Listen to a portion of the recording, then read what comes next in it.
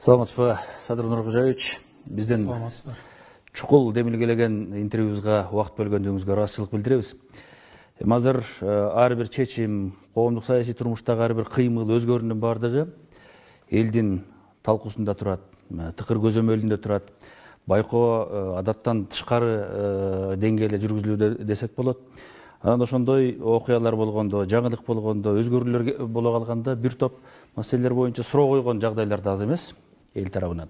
Ошолордун айрымдарына биз сиздин оюңузду, пикириңизди билсек, жообуңузду алсак деп келип отурабыз. Баштаганда эле ушул Кыргызстан мусулмандар диний башкармалыгынын кызматынан өз каалоосу менен чегинди деп арыз жазды деген Максат Ажы Токтомушевдин кылмышка шектүү деп кармалышы дагы коомдун өзгөчө бир талкуусун жаратты. Ага Уда эле буга чейин дин иштери боюнча мамлекеттик комиссиянын директор кызматынан кеткен Акин Токталиев мырзанын дагы ушул ажылык келатканда муфтийдин кызматы талашка түшөт. Жана бул маселенин артында президенттин жанында жүргөн адамдар турат деп билдиргенин окудук да. Бунун канчалык негиздүү экендигин билгибиз келет. Көз карашыңыз, пикириңиз кандай бул маселе боюнча?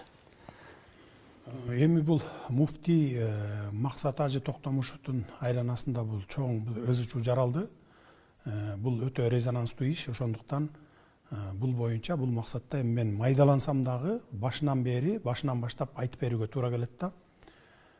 Бул иште мурдатан эле бир ушул диний тармагында жүргөн аалымдар, диний тармагында жүргөн жарандарыбыз эки бөлүнүп алып чабышып келаткан ушундай жоруктар бар да.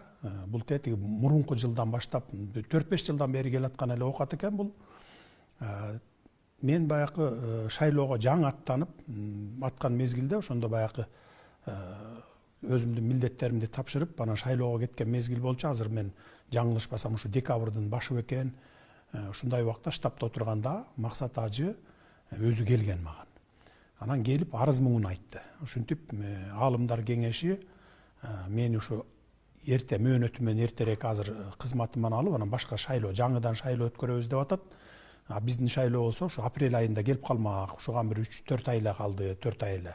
Ошо өз убагында өтсө жакшы болот эле деп маган штабка келген. Мен кабыл алгам, экөөбүз 1 саат сүйлөшүп отурганбыз. Ал бардык жагдайды айтып түшүндүргөн. Анан мен ошол замат эле сурасам, а киши айтты, ушу дин башкармалыгын көзөмөлдөгөн жанагы директор биздин мамлекеттик. Ушул тараптан анан ушу башка жанагы диний аалымдар тарабынан, аалымдар кеңеши тарабынан болуп атат, анан ошо өкмөт тарабынан деп атат деген ушундай бир маалыматтар түшүп атат мага деп келгенден мен ошол мезгилде Бакыт Аманбаев эле руководитель аппарат жетекчиси. Ошого муфтийдин көзүнчө чалып, баягы үн күчөткүчүнө коюп, громкостько чалып туруп мен айтканмын. Өкмөт эч качан ушу муфтияттын ишине кийлигишпесин. Кимди алат, кимди коёт, бирөөңөр да кийлигишпегиле. Бирок мындай үстүртөн көзөмөл алалы, эгерде туура эмес жолго кетип аткан болсо, анда түздөп коюп турабыз биз. Мамлекеттин максаты ошол болуш керек. Деп туруп анан ошол Бакыт Аманбаевга чалып, бардыгына айткын. Ошол агенттикке дагы айткын. Жана динди көзөмөлдөгөн комиссияга дагы айткын башчысына деп ал убакта мен ошо Акин Токталиевди коюп кеткен элем. Ушу дин комиссиясында анткени көп жылдан бери ушу динчилдердин укугун коргоп, жана түрмөдө жаткан адамдардын укугун коргоп, жана Хизбут Тахрир жана башка деп соттолуп кеткен адамдардын укугун коргоп жүргөн адам болчу. Анан мен ушулардын укугун коргосун деген максатта ошол кишини коюп кеткем дагы Бакыт Аманбаевга, руководитель аппаратка айткам. Ошого сиз айтыңыз, бардыгына телефон чалыңыз. 3 ай 4 ай убакыт калыптыр. Анын эч айырмасы жок. Ошо апрелде эле ушу аалымдар кеңеши жанагындай курултайы, дин тармагындагы курултай келип, кимди шайлап алса, аны шайлап алсын. Только ошол биздин салттуу динди кармаган, динчилдердин баарын башын бириктирип турган, ызы чуу болбогон адамды койсун деп ушинтип токтотуп койгон. Бул ошо декабрдын башы болчу. Андан кийин мына ушу жакында эле ушу мен инаугурациянын алдында дагы мага маалымат келди. Кайрадан эле бай ызы чуу болуп атат. Ушу дин башкармалыгы эки бөлүнүп чабышып атат ичинен. Аалымдар кеңеши муну эртелеп бүгүн алып, Анан кийин кайра жаңыдан тез арада биз курултай уюштуруп шайлоо кылабыз деди. Себептерин сурасам, эки себеби бар экен мунун. Анткени койгон баягы талаптары биринчиси акчаларды жеп койду деген, анан экинчиси болсо ошол баягы Чубак ажы сыяктуу бул Максат ажы дагы YouTube'да жүрбөйбү, сабак берет эмеспи? Суроо жоопторго берет, дин тармагында. Ошол жерден бул эки жерден оозунан жаңылган экен. То есть баягы өзүнүн позициясынан жаңылган экен. Биздин салттуу динди айтпай тескери жакка үндөдүү деген талаптарды койгон экен. Анан ошол жерден мага маалымат жеткенден кийин мен эми Арзыбек Бурханов деген менин жанымда жүрөт, мурда депутат болгонбуз, чогуу жакшы таанышпыз. Ал жардамчы катары эле мен аны баягы мен инаугурацияга даярданып атып, колум бошобогондуктан эле аны сурандым. Сен барып Максат ажыга жолугуп эле өзүнө жолугуп. Эгерде ушундай ызы чуу болуп аткан болсо, баарынын башын бириктирип, ынтымакта тынч эле баягы тарап кетишсин, чепкен калпагын жаап эле анан эгерде шайлоосу болсо, каалаган кишисин шайлап алсын. Биз мамлекет кимди шайла, муну шайла, тигин шайла деп киришпейбиз динине. Дин тармагындагы ошо динди түшүнгөн адамдар, чөйрөсүндөгү адамдар кимди кааласа ошону коюп алсын деп эле айткам. Анан анын баягы кетирген катачылыгы ал түз баягы Максат ажыга барып эле сүйлөшкөндүн ордуна баягы Акин Токталиевке барып, баягы дин комиссиясынын төрагасы катары, баягы директор катары барып, ушундай ызы чуу болуп атыптыр, сиз Максат ажы менен барып ушуну баягы ызы чуу кылбай, эки тарапты тең жараштырып басып коюңуз деп айткан экен. Анан ал барып анан туура эмес маалыматты айткан экен да, ушундай кет деп атат дегендей. Анан эртеси күнү баягы ызы чуусу басылгандын ордуна кайра күчөй баштады. Анан эсимде жок, ушу балким ушу 5-күн бекен ушундай болчу. Баягы инаугурацияга жакындап калган мезгил эле, анан мен өзүм муфтийге чалдым. Телефон чалып айттым, ушу жума намазга баратам азыр. Сиз ушу мечитте күтүп туруңуз, нааразы болгон тарапты да топтоңуз, өзүңүздөрдүн тараптарды да топтоңуз, муфтиятты барып, мен ушу эки тарапты тең угайынчы. Мен маалыматым, терең маалыматым жок бул боюнча. Деп анан мен баягы жаңы салынган мечитке баратсам, чалып калды. Биз жаңы салынган мечитте эмеспиз, баягы эски эле жерибиздебиз деп. Анан бурулуп эски жерине кирдим. 7-8 аксакалдар топтолгон экен, ушу дин чөйрөсүндөгү. Кийин аягында ушул Абдышүкүр ажы дагы келди. Муфтий өзү болду. Анан ошол жанагы текшерүү комиссиясынын башчысы Бакыт Нурдинов деген болду. Анан аалымдардан дагы аксакалдар болду. Уламалар кеңешинин дагы баягы мүчөлөрү болду. Анан олтуруп 4-5 саат ошол жерде сүйлөштүк. Мен эки тарабын тең уктум. Муфтий тарапты да уктум, жанагындай наразычылык тарапты да уктум. Жана башында айтып кеткендей, наразычылык тараптын койгон талабы ошо муфтийге сен туура эмес башкарып атасың динди дешти. Биринчиси. Экинчиси, сен акчанын көбүн жеп койдуң, азыр баягы былтыркы жанагы ажылыкка барабыз деп чогулткан адамдардын акчалары чогулган да былтыр, где-то бир 16 миллион доллардын тегерегинде акча чогулган экен. Ошондон жетпейт деп калды. Сен жеп койдуң ошонун көбүн. Сен отчет бер десе, бул отчет бербей аткан экен. Текшерели десе, текшерүүгө киргизбей аткан экен. Анан ошол жерден 4-5 саат сүйлөшүп олтуруп муфтиятта. Мен айттым. Эми дедим, шайлооңор апрелде келет экен дедим. 2 айдын арысы кайсы, бериси кайсы дедим. 2 айдан кийин шайлооңор болот экен. Азыр мындай эртелеп эле ызы чуу болбой, ошо апрелде эле шайлооңорду өткөрүп алгыла дедим. Ушуга макул болгула, мен силерден суранам дедим. Азыр эки бөлүнүп чабышып, өзүңөр ушу дин аалымдары болсоңор, бүтүндөй Кыргызстанга ушул маданияттуулукту, ыймандуулукту үйрөтө турган аксакалдар болсоңор, анан бири-бириңер менен ушинтип чабышып отурганыңар бул жакшы эмес деп өзлөрүнө беттерине айттым. Алар өзлөрү деле макул болду. Макулсуңарбы десем, макул болду дагы, кетти. Эми бияка баягы каражат маселесинен коюп аткан претензияңар болсо, жана жеп койду, ичип койду деген претензияңар болсо, мага ишенсеңер, мен мындай бухгалтер жиберип, кассасын текшертип, анан сиздерге ушу наразы болуп аткан тарапка мен отчетун берейин дедим. Ага бир 10-15 күн убакыт керек, маган убакыт берсеңер, мен текшертип берейин дагы, анан силерге киргизбей атса, силерде мынакей Бакыт Нурдинов деген комиссиясынын төрагасы бар экен, баягы текшерүү комиссиясынын. Ушулардын ичине кошуп, баягы жиберип, баягы бухгалтерди.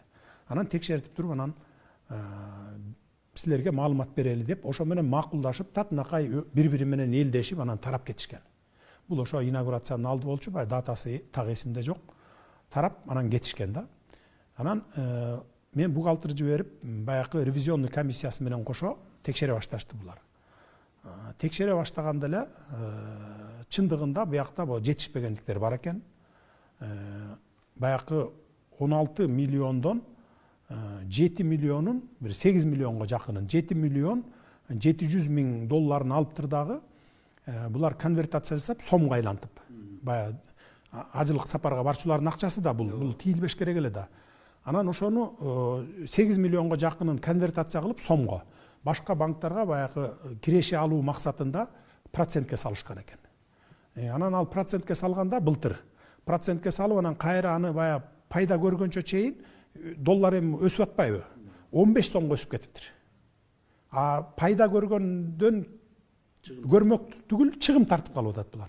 Чыгымы эле 700 миң доллардын тегереги болуп кетип атат мына. Чыгымы. Баягы пайда көрөм деп тескерисинче доллар өсүп кетти дагы деги сомго айлантып койгон да. Анан банкка салып койгон. Ал пайда көргөнчө чейин доллар өсүп кетет да 15 сомго өсүп кетет дагы. Чыгымы bir 685.479 долларга чыгым тартып калат. Мына ушундай болот да. Андан сырткары 155 миллион сомун август айында, баягы былтыркы жылдын август айында булар баягы бир фирмага бердик деп жасайт дагы, ал фирма алып туруп анан шайлоого баягы бир партияга колдонуп салышат булар. 155 миллион сомун. Эми бул ажыга барчу, ажылык сапарга барчу адамдардын акчасы да аны бербеш керек эле. Орток акча да. Анан эми ал аз бүгүнкү күндө дагы толук кайтарылбай турат да. Анан бул жерде ажылыкка бара турган адамдар, баягы акча төккөн адамдар, келе акчамды бер десе, жарым-жартылайын берип, жарым-жартылайы бүгүн бериле элек экен да. Мына ошонун кесепетинен баягы тияка бияка чачыратып кеткен акчаларды кайра кайтара албай, бүгүн ошондон мына жаңжал чыгып атат да бири-бири менен. Анан эми бүгүнкү күндө айтып атпайбы, мен сос түйүндөрдөн анан жанагындай бир маалыматтардан уктум. Как будто мен Садыр Жапаров же болбосо Ташиев атайлап баягы муфтийди каматып, ушундай бир ошо муфтийдин орду керек болуп атат дегендей айтып атышат да. Мына төбөбүздө Кудай карап турат, мага муфтийдин ордунун кереги жок. Ал кимисин шайлап алса, анысын шайлап алсын. Мен ушу жерде ошо аалымдар кеңешинин алдында, муфтиятта отурганда муфтийдин алдында, ошо Абдышүкүр ажы да бар эле, баягы дин аалымдарынын баарын көзүнчө айттым элем. Мына төбөбүздө Кудай карап турат. Силердин ушу шайлооңорго мамлекеттик чиновниктер бирөө дагы кийлигишпейт деп. Бир гана ошо силерден сураныч, таза, салттуу динди тутунган муфтийди шайлап алгыла деген сураныч болгон. Мен бүгүн дагы айтып коеюн, бүткүл ошол биздин Кыргызстандагы дин тармагында жүргөн жарандарыбызга кайрылып коеюн. Ошо шайлоодо таза келип, таза адамды, таза муфтийди шайлап алыштарын суранат элем мен. Мамлекет кийлигишпейт. Эгерде туура эмес жолго баратса, анда туура жолго түздөп койгонго биздин күчүбүз жетет. Бирок ошо шайлоосуна кийлигишпешибиз керек.